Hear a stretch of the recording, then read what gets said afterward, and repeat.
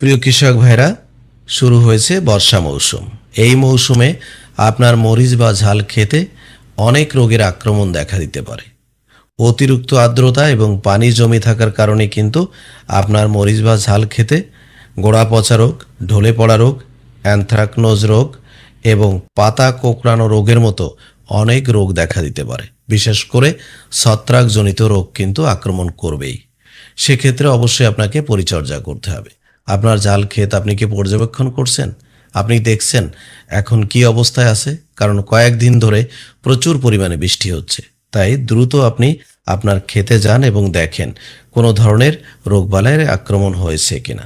এখন কথা হলো, বর্ষা মৌসুমে বর্ষা তো হবেই, পানি আসবে, পানি জমবে, ক্ষেত ভিজে যাবে। তাহলে আমাদের কি করণীয়? অবশ্যই আমাদের করণীয় রয়েছে। আমাদের ক্ষেতের পরিপূর্ণ পরিচর্যা করতে হবে। গাছের গোড়ায় যেন কোনোভাবেই পানি জমে না থাকে সেদিকে খেয়াল রাখতে হবে। নালা কেটে দিতে হবে, প্রয়োজনে সেচের ব্যবস্থা করতে হবে যাতে পানি গাছের গোড়ায় জমে না থাকে। গাছের গোড়ায় জমে থাকলে কিন্তু ব্যাকটেরিয়াজনিত যে রোগ রয়েছে সেগুলো কিন্তু হবেই। বিশেষ করে গোড়া পচা রোগ, গোড়া পচে যেতে পারে। ঢলে পড়া রোগ বা ফাঙ্গাল ঢলে পড়া রোগ, যেটা ব্যাকটেরিয়াজনিত, এটা কিন্তু গাছ হঠাৎ ঝিমিয়ে পড়বে এবং শুকিয়ে যাবে, মারা যাবে।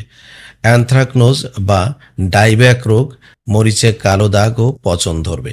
পাতা কোঁকড়ানো রোগ, সাদামাছি বা ডাইভার্সের আক্রমণে এই পাতা কোঁকড়ানো রোগ হতে পারে। সেদিকে খেয়াল করতে হবে ক্ষেতে কোনো সাদামাছি আছে কিনা। এখন তাহলে আমাদের করণীয় কি? অবশ্যই করণীয় সবার আগে যেটি করতে হবে, ক্ষেতে যাতে কোনোভাবেই পানি জমে থাকতে না পারে এবং একেবারে ক্ষেতটা যেন স্যাঁতসেঁতে না হয়ে যায় সেদিকে খেয়াল রাখতে হবে।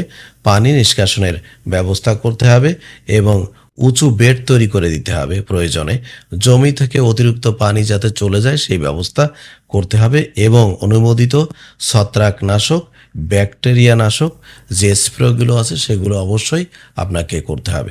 তাহলেই কিন্তু আপনার ক্ষেত ভালো থাকবে। আর আপনারা অবশ্যই জানেন এই সময় বাজারে প্রচুর পরিমাণে মরিচের দাম থাকে। বৃষ্টির সময় আসলে বাজারে প্রচুর দাম পাওয়া যায়, যে কারণে আপনি একটু বিশেষ পরিচর্যা করলে এই মরিচ ক্ষেত থেকে আপনি একটি ভালো মুনাফা অর্জন করতে পারবেন।